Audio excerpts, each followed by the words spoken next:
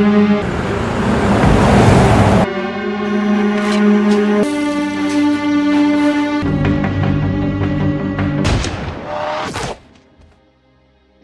awal film memperlihatkan pasukan khusus DIA yang akan mengepung markas besar mafia pembuat obat terlarang. Pasukan khusus itu dipimpin oleh James, ini orangnya. James dan tim perlahan-lahan masuk ke dalam lalu menyerang para mafia itu.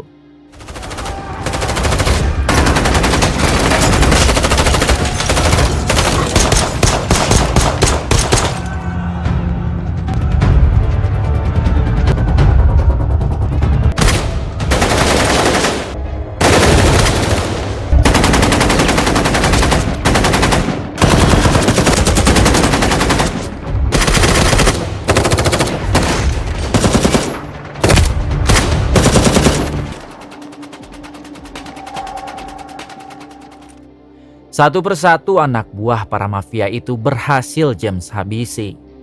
Hingga sekarang James berhadapan langsung dengan bos mafianya. Awalnya si bos mafia sudah pasrah. Namun ketika James mendekatinya, ia malah menyerang James dan pertarungan pun terjadi. On your knees. Turn around.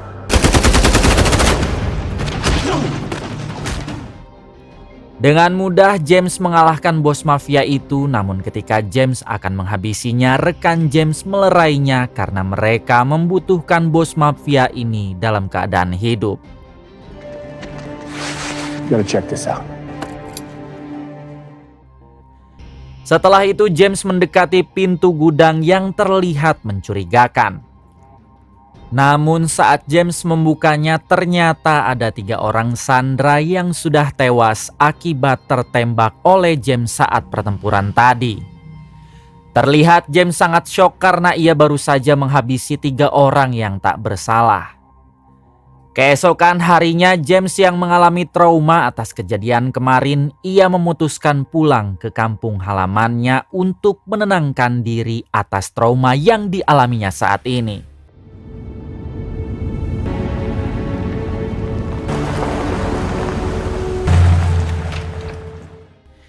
Sesampainya di rumah, James disambut oleh istri dan kedua putrinya.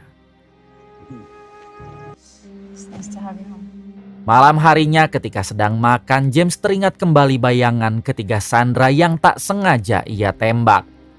Istri James mencoba menenangkannya dan memberi saran agar James segera melakukan pengobatan ke psikiater.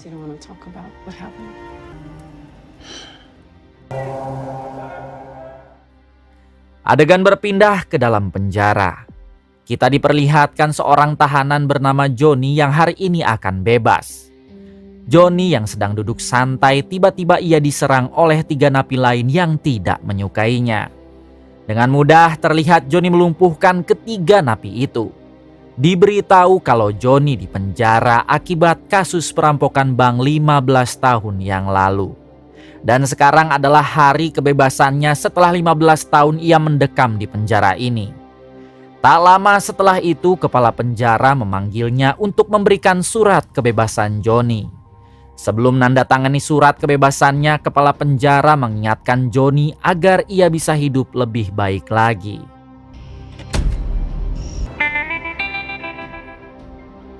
Setelah bebas dari penjara, Johnny dijemput oleh kedua anak buahnya.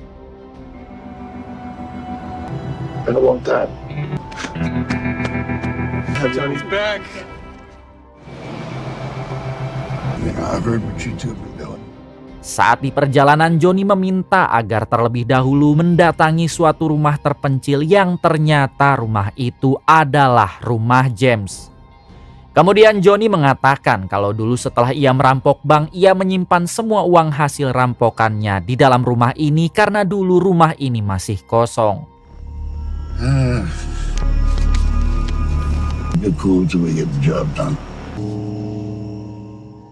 Malam harinya Johnny dan kedua anak buahnya mendatangi satu anak buahnya lagi yang sekarang sudah mempunyai usaha bengkel mobil. Kemudian Johnny memerintahkan mereka bertiga untuk segera menyelidiki siapa pemilik rumah itu. Karena sekarang Johnny berniat akan mengambil kembali uang hasil rampokannya yang berada di dalam rumah tersebut. Tak lama setelah itu, ketiga anak buah Johnny segera menyelidiki rumah James.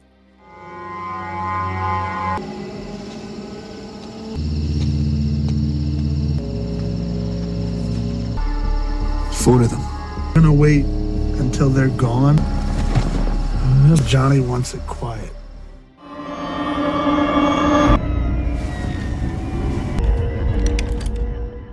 Dengan berhati-hati mereka mendekati jendela rumah James. Namun rencana mereka gagal karena James tiba-tiba datang dan menembakkan senjatanya ke arah mereka bertiga.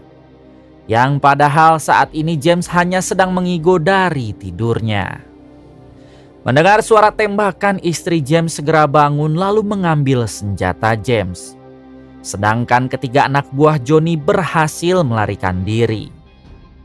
Di dalam mobil, ketiga anak buah Johnny baru menyadari kalau pemilik rumah itu adalah James, pemimpin pasukan khusus DIA, yang tentunya akan mempersulit Johnny untuk bisa mengambil uang hasil rampokannya.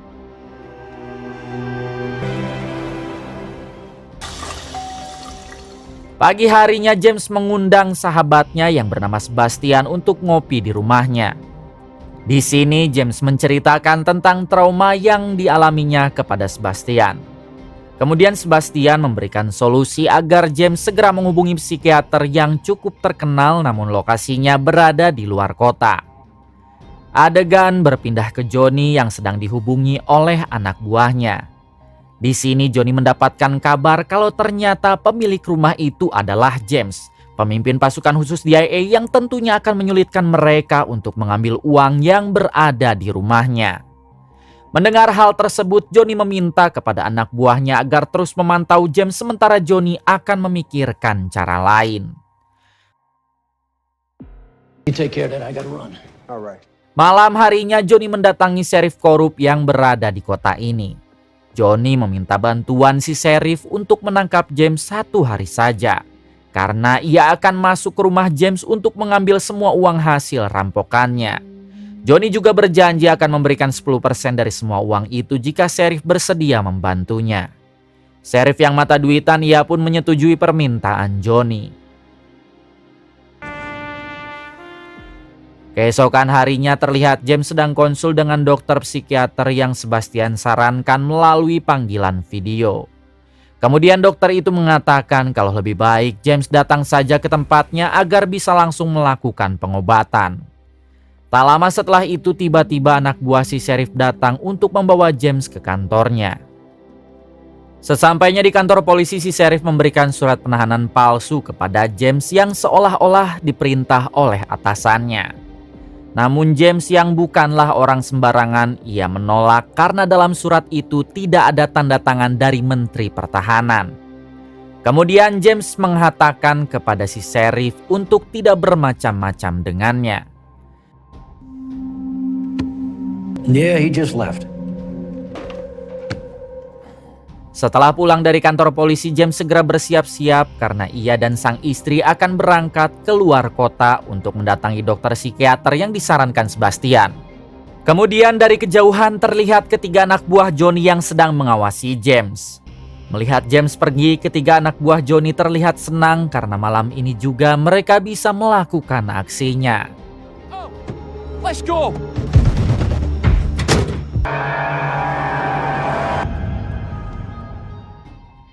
Malam harinya ketiga anak buah Johnny segera bersiap-siap akan melakukan aksinya.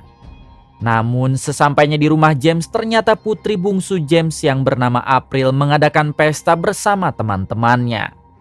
Hal tersebut membuat ketiga anak buah Johnny harus menunggu sampai pestanya selesai. Di dalam rumah, putri pertama James yang bernama Natalie terlihat tidak menyukai pesta yang dibuat adiknya itu. Kemudian Natalie memilih untuk beristirahat di dalam kamarnya saja. Namun karena suara musik yang sangat keras membuat Natalie tak bisa beristirahat. Natalie yang kesal, ia tak sengaja menjatuhkan lampu kamarnya. Saat akan membersihkan lampu itu, tiba-tiba Natalie menemukan gepokan uang di bawah lantai kamarnya.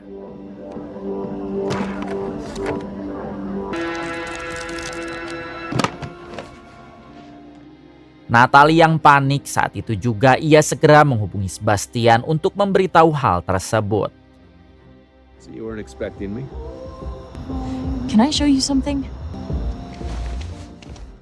Sesampainya di kamar Natalie, Sebastian meminta Natalie untuk menyimpan uang itu kembali dan segera memberitahu ayahnya saja perihal masalah ini.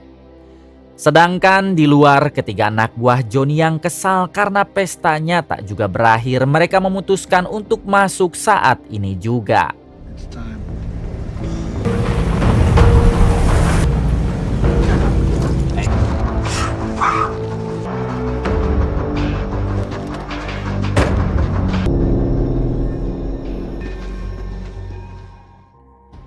Saat akan memasuki rumah, mereka menghabisi satu persatu dari teman April yang berada di luar rumah.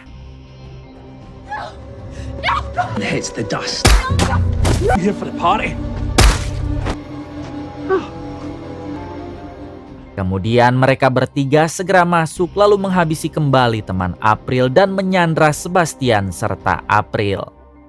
Natalie yang melihat hal tersebut, ia segera bersembunyi di bawah ranjang lalu mencoba menghubungi James. Namun saat itu James tidak bisa dihubungi. Hello? Hey, Nat, I can't hear you. Kemudian Natalie hanya meninggalkan pesan suara kepada James sebelum Natalie juga tertangkap. You are.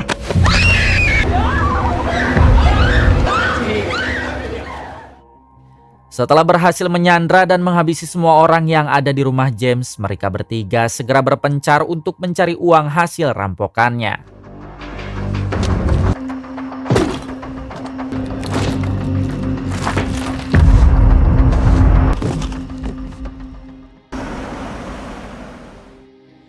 Di sisi lain, James yang kini telah mendengar pesan suara dari Natalie, ia segera memutar balik mobil untuk menuju ke rumahnya.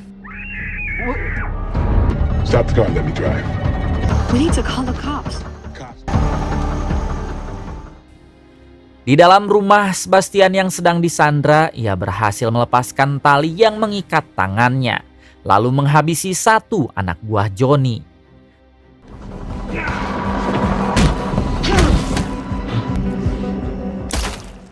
Namun setelah itu Sebastian berhasil dilumpuhkan kembali oleh anak buah Johnny yang bernama Max. Kemudian Max segera menghubungi Johnny dan memberitahu kalau sekarang mereka telah menemukan semua uangnya. Namun satu anak buah Johnny harus tewas ditembak oleh Sebastian. Mendengar hal tersebut, Johnny menjadi marah dan ia mengajak teman-teman lamanya untuk segera menyusul ke rumah James. Are you fucking brother? You always knew how to... Ray! Hey, Ray! Hey, look at your ass, man. Now you got out. This is the last place you should be. Matthew got killed. Come on. Sesampainya di sana, Johnny langsung menghabisi Sebastian dengan sangat brutal.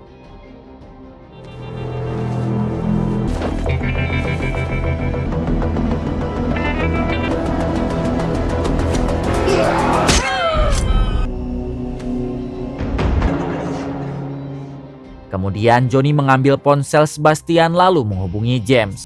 Who the fuck is this? Di sini Johnny malah menantang James hingga membuat James sangat marah. Meskipun sekarang Johnny telah mendapatkan lagi semua uangnya, namun ia tetap akan menunggu James dan berniat akan menghabisi mereka semua agar tak ada lagi saksi mata atas kejahatan mereka.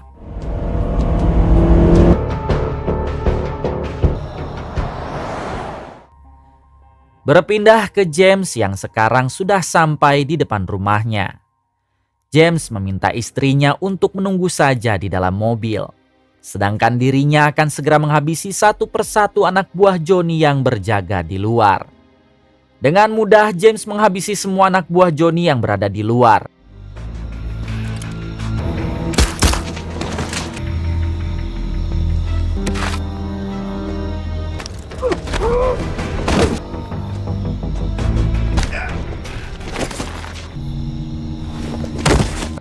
Kemudian James masuk ke dalam lalu menemukan April yang sedang disandra. James langsung menenangkan April dan menyuruhnya untuk segera masuk ke dalam mobil bersama ibunya. Max yang melihat James sudah berada di ruang tamu, ia segera menyerang James. Namun James yang sangat terlatih dengan mudah ia membalikan keadaan lalu menghabisi Max. Di sisi lain, Sheriff Korup juga mendapat panggilan dari Johnny agar segera datang ke rumah James untuk membantunya menghabisi James. Kembali ke rumah James kali ini, satu anak buah Johnny yang melihat semua rekannya yang di bawah telah tewas, ia berniat untuk memberitahu Johnny yang berada di ruangan atas. Namun tiba-tiba James muncul dari belakang dan langsung menghabisinya. Di ruangan atas terlihat Johnny dan kedua anak buahnya yang lain sedang menyekap Natalie. Kemudian Johnny yang menyadari kalau James sudah berada di ruangan bawah, ia memerintahkan satu anak buahnya untuk melawan James. Di sini anak buah Johnny dengan songong menantang James untuk berduel dengan tangan kosong.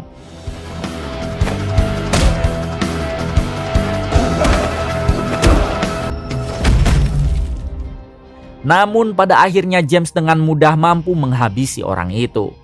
Setelah itu James naik ke lantai atas dan menemukan Natalie yang sedang disandra oleh satu anak buah terakhir Johnny. Dengan santai James tidak berkata apapun dan inilah yang terjadi.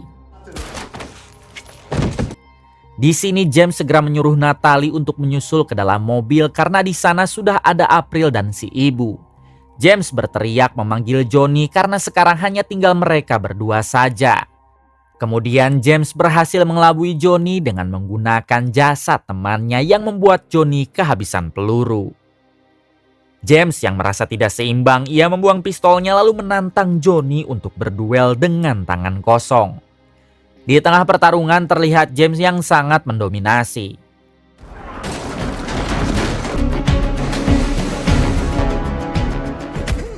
Namun ketika James akan menghabisinya, tiba-tiba Sheriff Korup datang langsung menodong James.